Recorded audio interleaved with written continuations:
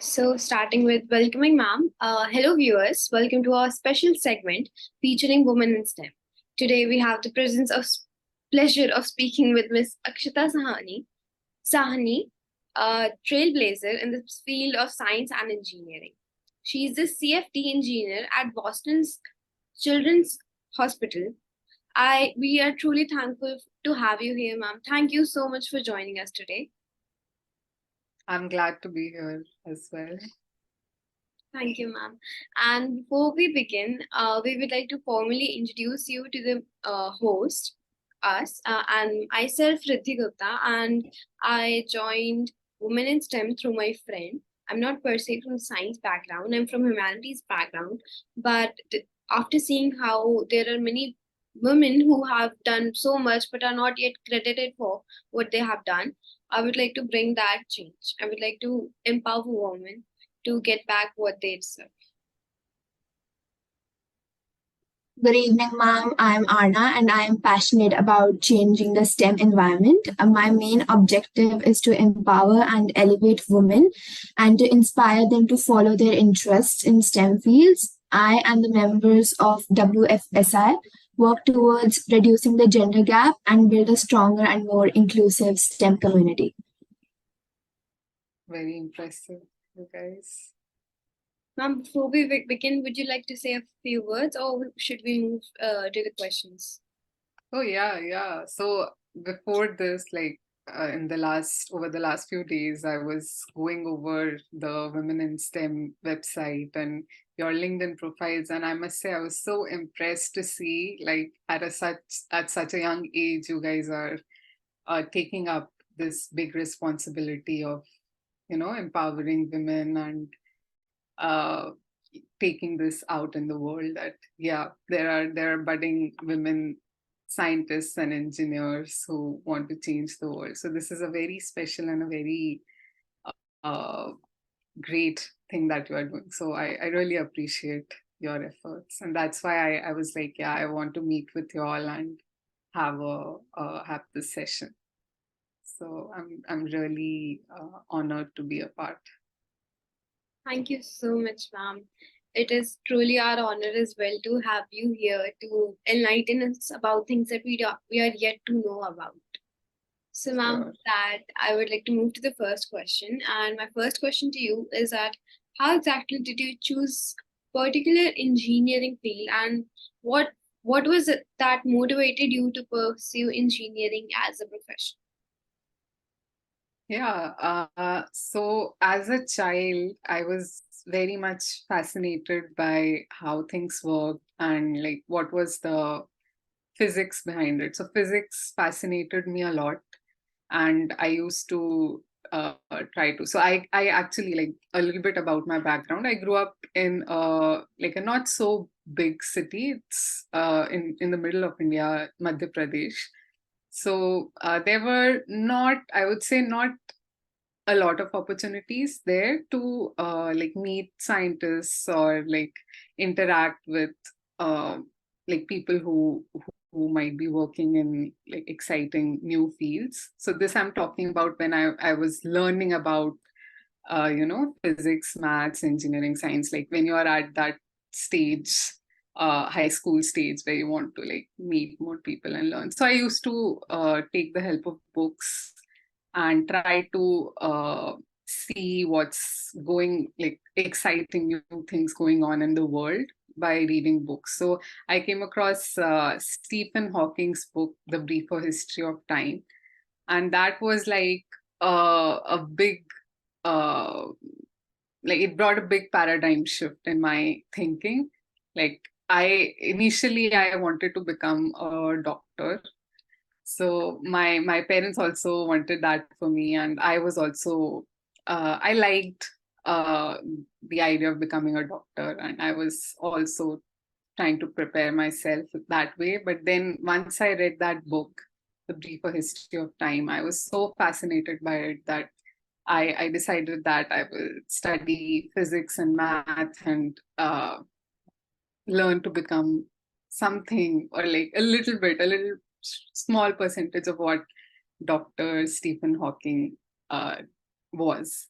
So that's how I started my journey. And then in India, you know that we prepare for competitive exams and we have to like enter into good college. So my dilemma came there that uh, I was not sure if I wanted to pursue a science degree or an engineering degree.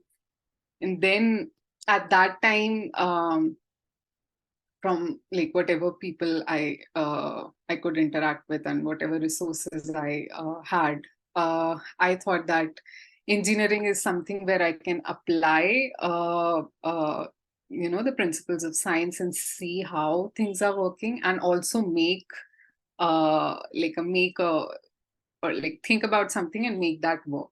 So that urge of making something new and making things work, that uh, brought this spark in me to pursue engineering. So then I prepared for JEE exams, and like I was lucky to clear it too, and I joined IIT Kharagpur. And there I started. So I joined in the mechanical engineering department, and there was a lot of at that time, like in our class, I was one of out of three girls in a class of 130 people, so one the remaining men. So that was a big shift for me. As a child, I had grew up in a family of all women. Like my obviously my father was there, but then my sister, my mother, and like my grandmother, so mostly women dominated environment. And my school was an all girls school, so I had a little it was a big change for me, sitting in a class of so many people, and like that too, like a big percentage of them being boys. So that was a big shift. But yeah, through that, I came across a few professors whose work was in like experimental fluid dynamics. So that again, like I could see, oh yeah, like there are fluids, and I could see like where and how they work. So I will give an example. Like if you know about cornstarch, like if you mix cornstarch in water, and if you try to slap on it like that, it will feel as if it's a solid. But if you try to put your hand inside it, like in a like slow manner, you will feel, oh, it's like a liquid. So it's very fascinating to see like how fluids and liquids can behave differently in different circumstances. And there are terms for it. It happens because if I talk in technical terms, the viscosity of the fluid changes as we interact with it. So that fascinated me a lot. And I was working in professor's lab at IIT Kharagpur studying fluids experimentally. So I used to work there, work pretty hard there, like used to work there whole day after my classes. Classes I used to go to the lab and stay there till like 11 p.m. and try to make something work, try new experiments. And I also got the chance to have some of my experiments published on journal and also on YouTube. I have some experiments on YouTube, which I can share if you want to see later. But yeah, that was like a very nice exposure for me into how, firstly, like fluid dynamics, then into research field as well. Because from the outside, like reading the books and hearing about researchers, scientists, it feels like, oh, this is such, like it feels glamorous, and if I can use, or like for a lack of a better word, it feels very, shiny and all that from the outside. But if when you come inside the field and when you try to be a researcher yourself, you get to see what all difficulties and what all like new challenges researchers face every day. So that was quite exciting for me. Like if an experiment doesn't work, you have to like restart, refresh, try it multiple times, and each time you will learn a new thing. So that was also a very new thing for me, and I liked it in a sort of in a way I liked it. So yeah, like that led me to pursue mechanical engineering per se, and then after that I decided to go for higher education again in mechanical engineering. And then I got few opportunities, like some good things happened, and I decided to go along with it.